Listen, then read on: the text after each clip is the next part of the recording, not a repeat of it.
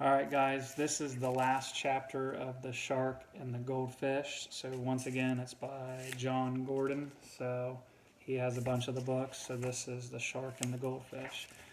So, the last chapter has Gordy is going to create his own school because he's learned everything he could learn from the shark. So, he wants to help other fish that are in the ocean to be able to do what he did. So when he starts off the first day of his shark school, he only had 10 fish show up, but he taught them everything that he knew, what the shark taught him, and they went home to their families, their friends, and their communities, and then they end up having that positive experience. So then thousands of fish end up going through this shark school.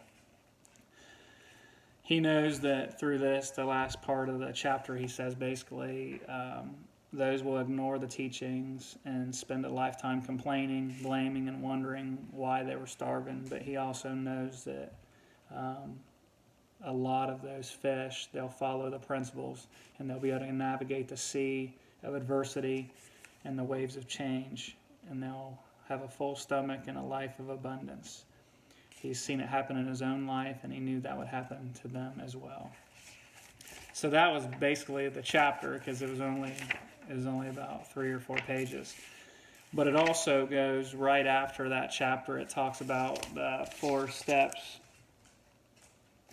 during how to thrive during change. So earlier, step 1, embrace the wave of change.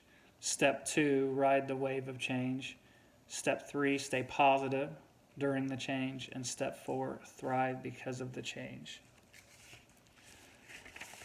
So as we go through this, we continue to experience more and more every single day. And there's a lot of anticipation. I know that I feel that every day when I'm waiting to hear what the governor's going to say. Also, now we have every day it's either the governor or the president.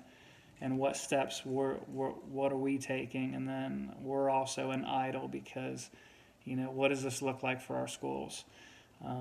So remember this book, and because I think there is so much uncertainty that we got to find ways to stay positive during this change. And what does this look like? And I can tell you that, I'm seeing every piece of what you guys are doing and helping our kids every single day.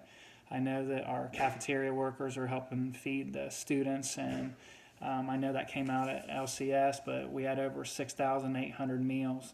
I can tell you at Talmadge that every single day has been 200 to 300 meals each of those days. So our numbers are high, and we're going to continue to serve those students and also those families that are in need.